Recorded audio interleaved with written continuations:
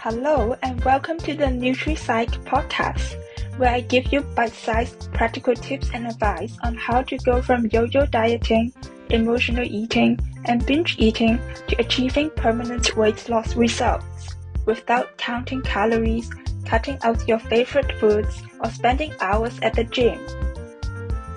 My name is Helen and I'm a qualified nutrition consultant. After spending more than a decade and hundreds of pounds on diets, feeling ashamed and embarrassed about my body, losing and gaining the same weight like it was my job, I finally cracked the code to permanent weight loss results and lost more than 25 kilograms and kept it off. Now, it's become my mission to help you do the same so that you can say goodbye to yo-yo dieting, emotional eating, constant snacking, nighttime eating, and binge eating, all without feeling starved or deprived. If that sounds like something you are interested in, let's dive in. Welcome back to the NutriPsych podcast. My name is Helen and I'm a nutrition consultant specializing in helping women stop yo-yo dieting, emotional eating, and binge eating so that they can lose weight for good. Today, I want to talk about intuitive eating and why it shouldn't be your next best step right now if your goal is to stop this vicious cycle of overeating or even binging and then restricting. A lot of people realize that diet rules are causing them to overeat, and yet they are faced with another hurdle. Tell me if you can relate to this. You want to eat like a normal person, but you're worried you'll gain weight. You've tried not dieting, but you can't stop grabbing food when you're no longer bound by diet rules, so you jump back on the diet wagon. I've talked to some women in my community and asked them what is holding them back from stopping dieting, even though they are well aware that their own diet rules are causing them to overeat or even binge. The fear of weight gain is the answer I get almost 100% of the time. Trust me, I totally get it. At the end of the day, wanting to lose weight was the reason we went on a diet in the first place. And we've been taught that if we want to lose weight, we need to count calories, points, carbs, cut this out, eat this, not that. Nothing about this process is enjoyable. And we want the weight gone as soon as possible so that we can eat normally again. So stopping dieting when you're not at your goal weight just seems counterproductive. Some people even feel as if they've given up on themselves. But what does normal eating even mean? So recently, I chatted with a few new clients and here's what they answered. Normal portions, normal food, breakfast, snack, lunch, snack, dinner, snack. Not be controlled by food and not have to count calories or macros or points every day. Not feeling guilty after eating. Eating and enjoying the food and be in control. Being able to enjoy the food at a restaurant or on holiday. Not having to follow rules. And being able to enjoy all foods. Those were the answers I was expecting. But the question is, how could they get there? More and more influencers are now hailing intuitive eating as the solution to stopping overeating. While intuitive eating sounds great in the ideal world once you get your eating under control, and as much as it sounds like normal eating, it shouldn't be your next best step right now. You simply can't jump from being in a diet binge cycle to eating without rules all of a sudden. Before we dive into the reasons for this, let's start with what intuitive eating really is so that we are all on the same page. Intuitive eating basically entails eating when you're hungry and stopping when you're full. There are no diet rules, no restriction. You simply should listen to your body for cues and signals. You can eat whatever you want and give yourself the unconditional permission to eat. And when you do this, your body goes back to its natural set point, the weight is most comfortable being. And for some people, it could be normal weight. For some, it could be in the overweight range. It's unknown to all of us. I mean, the idea behind intuitive eating is great. To get away from the all or nothing thinking that causes overeating or even binge eating. But this is actually a lot more difficult to implement than it sounds. And here's why I firmly believe that it shouldn't be your next best step right now. After years or even decades of dieting and overeating, your body's hunger and fullness signals are not even accurate. Dieting teaches you to follow rules like how many calories to eat, how much to eat, when to eat, what to eat, and you need to ignore your hunger and fullness signals. A lot of people even use not being hungry enough to put off eating as long as possible. But then they end up binging, because by the time they sense that they're hungry enough, they're already starving. And if you struggle with binging, these episodes cause you to repeatedly eat well past the point that most people would call full and satisfied. So if you jump straight into intuitive eating right now, the chances are you're still stuck in the cycle of waiting till you're too hungry, which because you've been dieting, this likely means you're starving, and you need something quick, or it means you'll end up eating a lot, and you likely don't know when to stop, because you're used to weighing out food, counting calories, and you simply eat everything you've got in front of you. Years of putting your body under the stress of dieting has also messed up your hormones and cravings. Suddenly losing all of your diet rules and structures can be daunting and confusing. Most people's reaction, especially after years of dieting and restricting and overeating, is really eat anything and everything. One of my previous clients, before she came to work with me, she even said that she used intuitive eating as an excuse to eat anything and everything, because there are no rules, and in the end, it got out of control and she was more frustrated than ever. The truth is, this happens more often than we hear about, but everyone just thought they weren't doing it right, so it isn't openly talked about. When you're trying to stop this overeating cycle, especially in the beginning stages, you need at least some structure in place to guide you through step by step, not just go from following strict rules to having total freedom. Unfortunately, our brains don't work like that, and that's why I recommend the 3-2-0 structure, because it mimics how a person who has never been on any diets before would naturally eat. If you haven't read the free guide I created for you, make sure you go grab it at helenwong.co.uk/free guide. And let's not forget the elephant in the room, the fear of weight gain. As I mentioned, if you are someone who has followed diet rules for many years, suddenly throwing all of these rules out of the window can cause you to overeat, because you don't know what to eat, how much to eat, when to eat.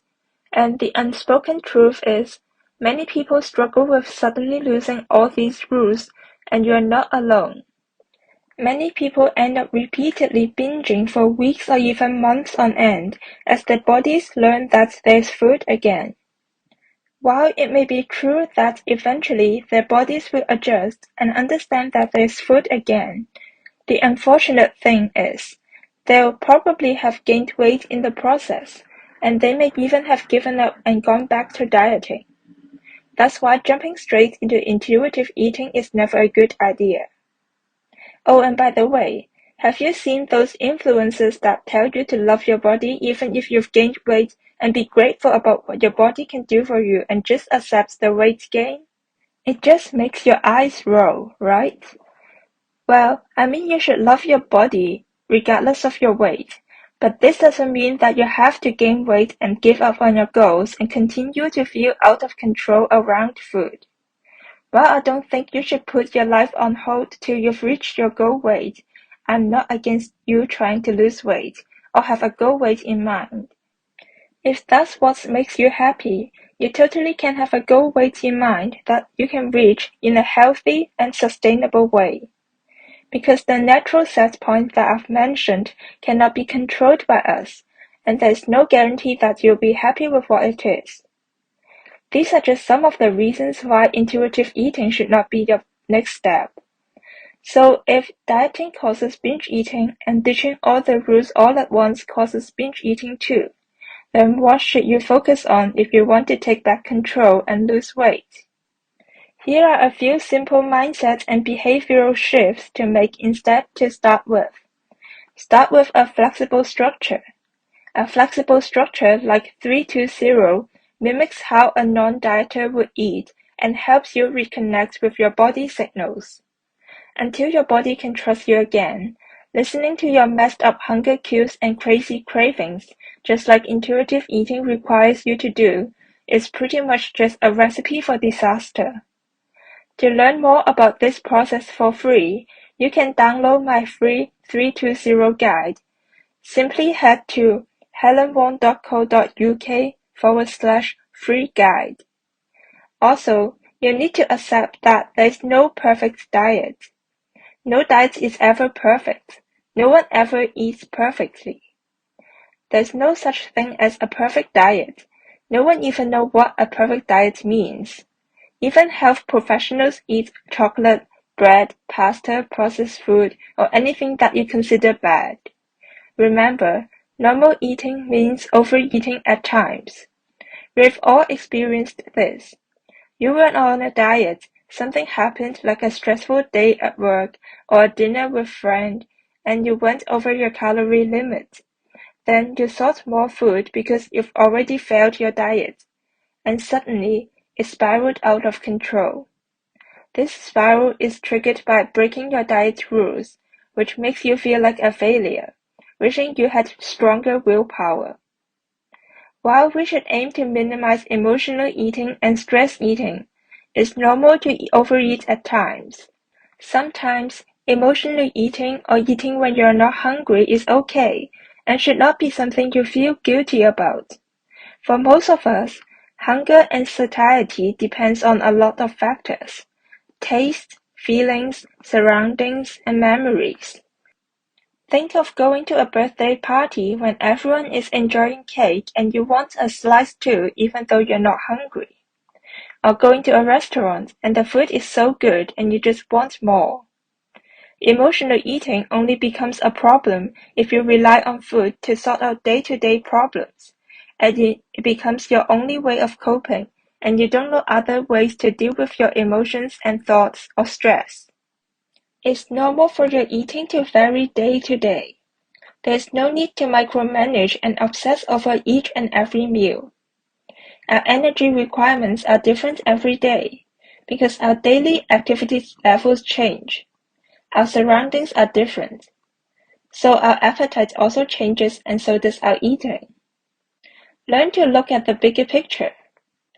Diets teach you to obsess over every little thing, like counting calories, how many almonds you can have in a snack, weighing yourself every day, and letting that number dictate your day, how much you can have each meal.